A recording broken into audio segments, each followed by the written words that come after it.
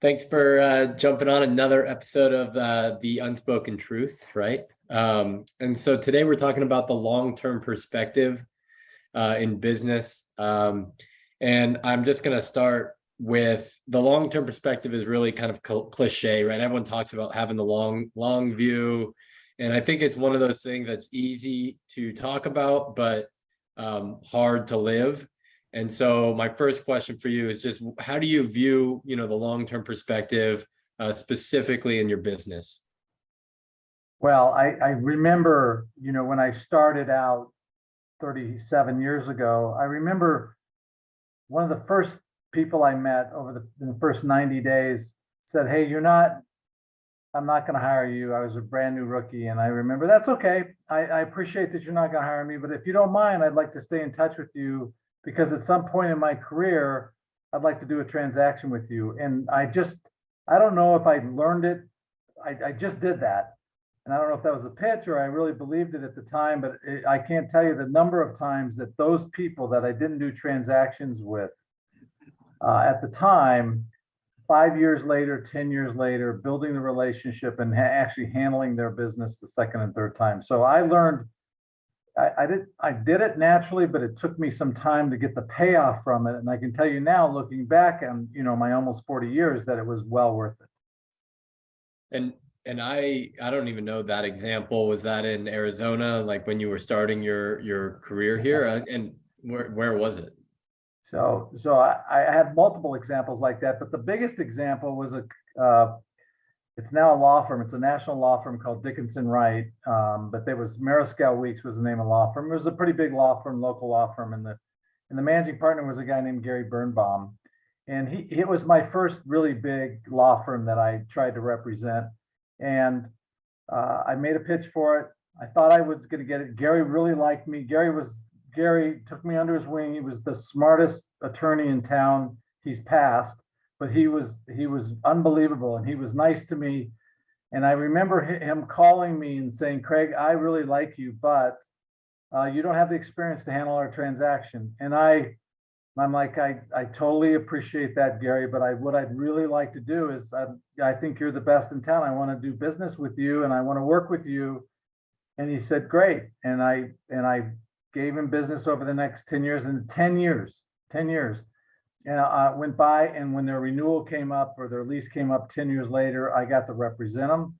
And then when it came up again, I got to represent them again. So over a period of time, it paid off for me, but it took a decade for that kind of relationship to pay off. And so that's the long view and at its finest. I wrote these words down as you were telling that story.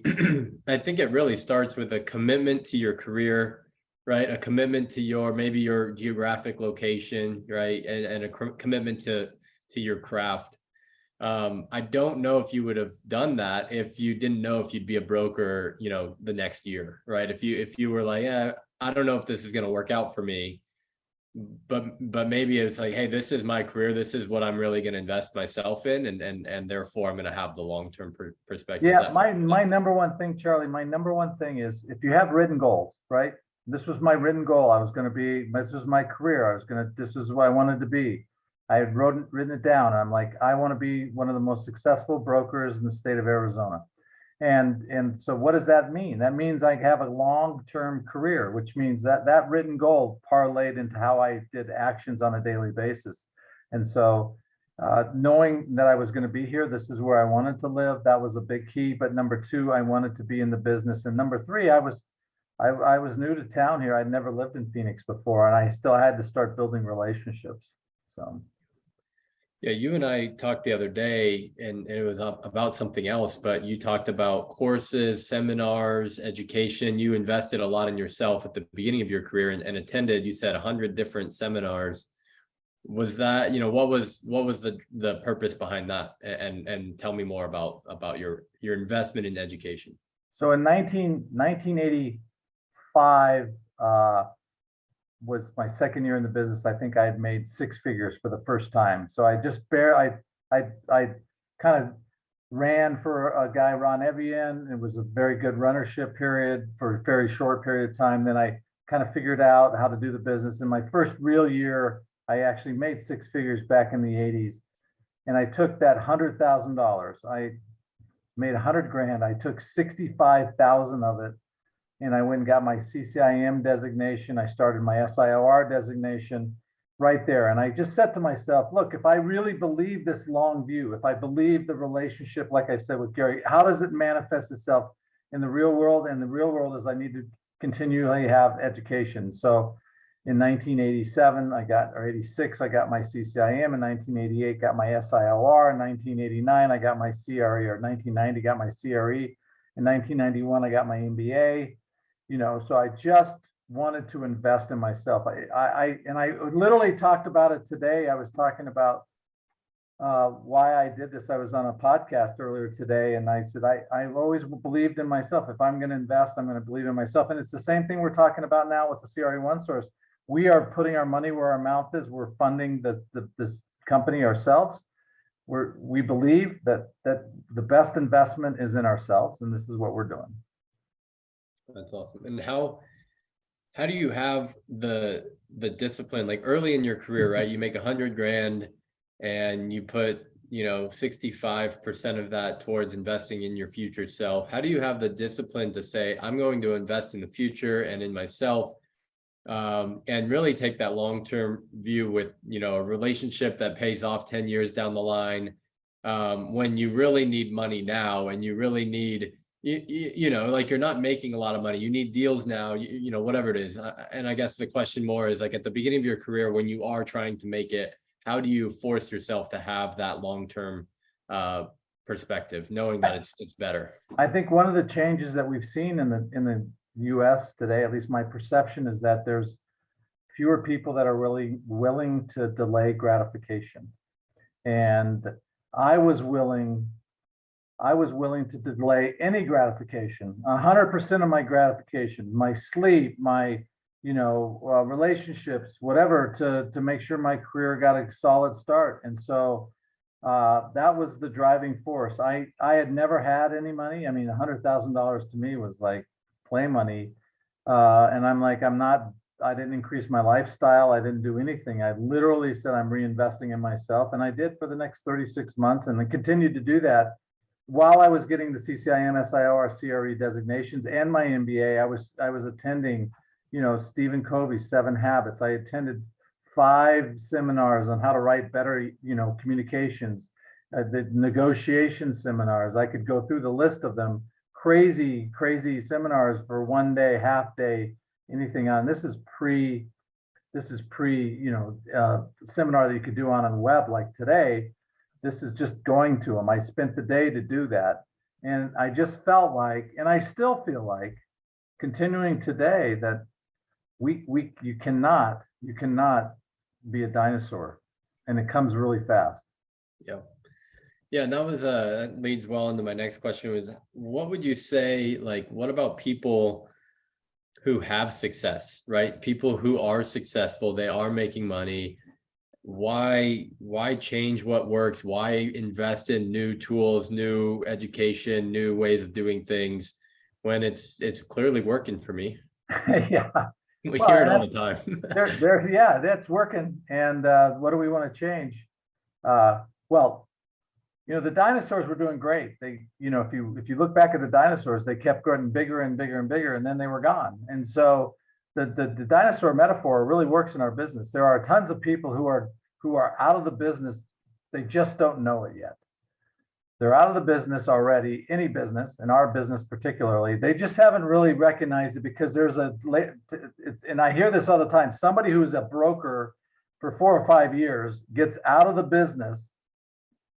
The next year, I'll see them and they'll go, I had my best year ever this year and I wasn't even a broker. But that's because there's a long tail. There's some relationships that built up, and there's some, outstanding transactions. They were a dinosaur and they got out of the business, but the business didn't tell them that. And I see it all the time. And it's not just in the commercial real estate business.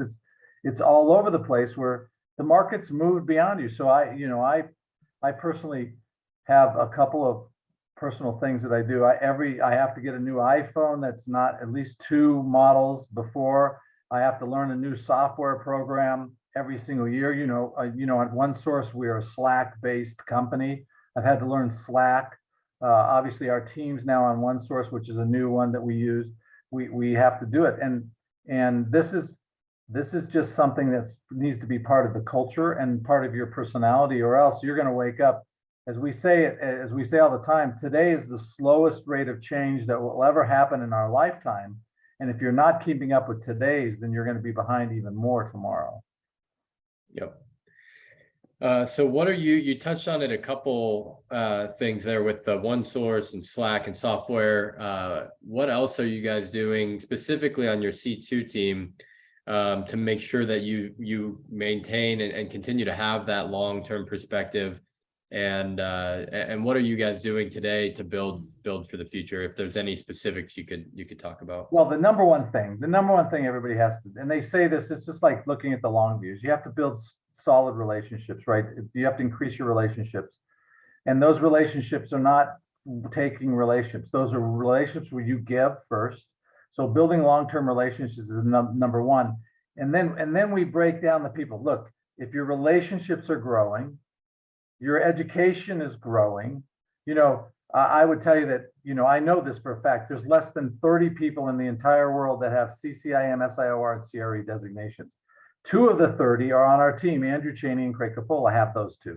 So of all the people in the world, we have that. And that sets us apart. We understand technical transactions. We understand deals that we do. We've got great relationships.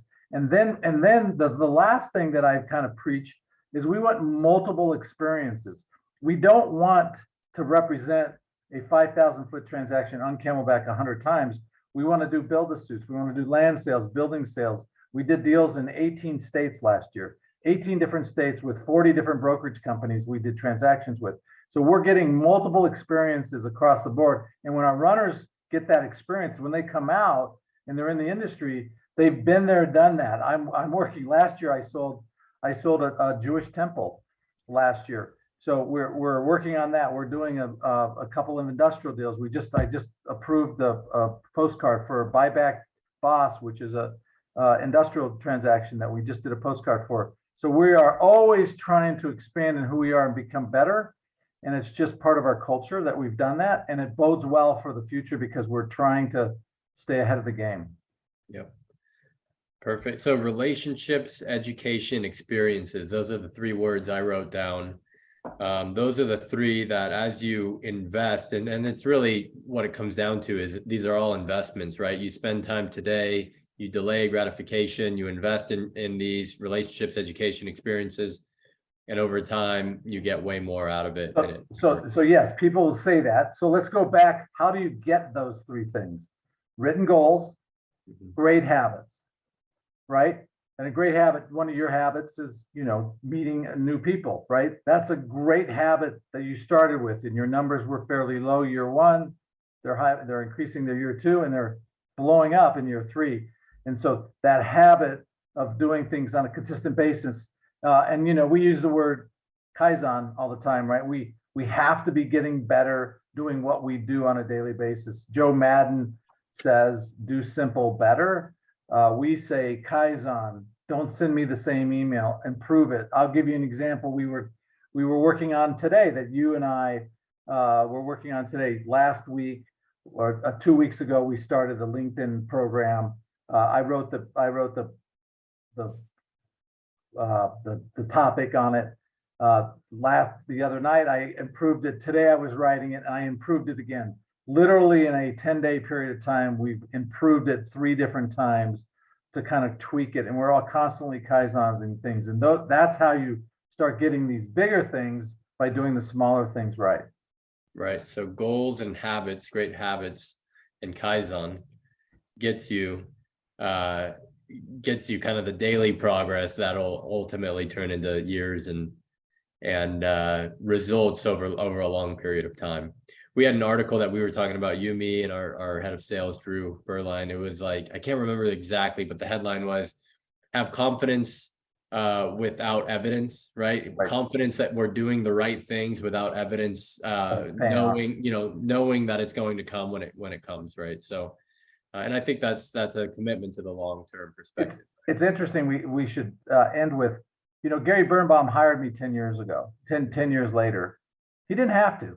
You know, he didn't promise me the deal 10 years. I had to earn that 10 years. 10 years later, I was ready for it. And so when you put yourself in a position where you're actually ready for it and you've earned it, that's when the magic really happens. And so you have to really kind of understand that the long view is a daily focus on constantly improving, changing, getting better, growing. It's a great way to tie it up. Thank you so much. That was perfect. That's all we got time for, but that's the long view and the long-term perspective. Thanks so much. Thank you.